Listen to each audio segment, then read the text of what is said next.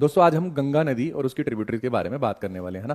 गंगा नदी जो भारत की सबसे बड़ी नदी है, वो उत्तराखंड के गढ़वाल वाले इलाके से निकलते हुए फिर उत्तर प्रदेश से होते हुए, बिहार से होते हुए, बंगाल से होते हुए बांग्लादेश में चली जाती है। जब ये बांग्लादेश में चली जाती है तो बांग्लादेश में ही अलग नाम से जानी जाती है। बांग्लादेश में जैसे ही ये जाती है नदी, इसे पद्मा के नाम से जाना जाता है। पद्मा के नाम से जाना जाता है। थोड़ी देर बाद यहाँ से ब्रह्मपुत्रा भी इसमें मिल जाती है, और ब्रह्मपुत्रा जो है, ब्रह्मपुत्रा के इसमें मिलते ही, ब्रह्मपुत्रा को तो वैसे जमुना के नाम से, ठीक है, जमुना जमुना के नाम से आपने सुना भी होगा, गंगा जमुना ही तहजीब है ना। तो हिंदू मुस्लिम एकता के लिए इस्तेमाल करते हैं, तो बांग्लादेश में इसका नाम जमुना हो जाता है। आगे इसका नाम पद्मा ही है। यहाँ पे एक लोकल स्ट्रीम है जिसे मेघना कहते हैं, उससे मिलते ही इसका नाम मेघना बन जाता है, और दुनिया का सबसे बड़ा डेल्टा सुंदरबन डेल्टा ये बनाती है।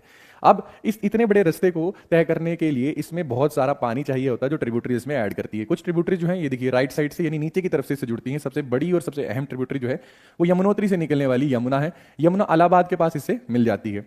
अब दूसरी जो ट्रिब्यूटरी है वो सोन है। सोन जो ट्रिब्यूटरी है इसकी, ये देखो अमरकंटक प्लेटो से मिलती है, निकलती है, और ये पाटलिपुत्र में जाके गंगा से मिल जाती है। आखिर में आप देखेंगे तो ये देखिए, ये जो गंगा है इसकी एक डिस्ट्रीब्यूटरी यानी इससे एक अलग होती है जलधारा है, जिसे हम हुगली कहते हैं, जो कलकत्ता शहर से होके आगे बढ़ती है। उसी की एक छोटी सी ट्रिब्यूटरी है जिसका नाम दामोदर है। तो ये सारी की सारी इसकी राइट बैंक ट्रिब्यूटरी हो जाती है। इनको याद रखने के लिए आप एक निमोनिक्स याद रख सकते हैं, या सो दा। या से यमुना याद कर सकते हैं, सो से सोन, और दा से दामोदर याद कर सकते हैं। ऊपर की तरफ से आप सीक्वेंस में देखेंगे तो देखो ये ट्रिक आपको सीक्वेंस में भी चीजों को याद रखने के लिए मदद करेगी। तो यहाँ पे सबसे पहले आपको कन्नौज के पास मिलने वाली रामगंगा देखने को मिलेगी, ठीक है। उसके बाद अगर आपको यहाँ पे देखेंगे तो गोमती, घग्गर, गंडक और कोसी ये देखने को मिलेंगी। इनको याद रखने के लिए आप ट्रिक क्या याद कर सकते हैं, R4G, 1G 2G 3G 4G और K ऐसे याद कर सकते हैं।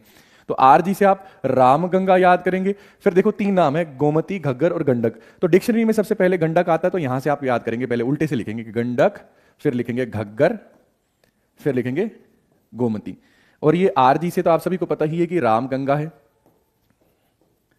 और K से आपको याद ही है कोसी है।